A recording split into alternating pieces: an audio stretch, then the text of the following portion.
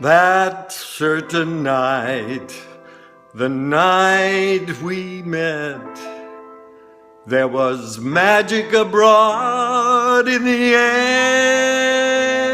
There were angels dining at the Ritz, and a nightingale sang in Berkeley Square. I may be right, I may be wrong, but I'm perfectly willing to swear that when you turned and smiled at me, a nightingale sang in Berkeley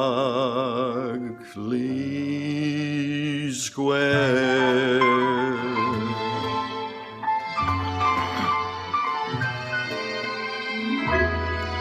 The moon that lingered over London town, poor puzzled moon, he wore a frown. How could he know we two were so in love? The whole darn world seemed upside down. The streets of town were paved with stars. It was such a romantic affair. And as we kissed and said goodnight,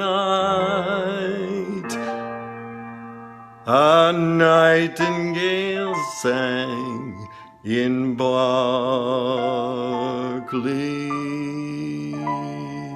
Square.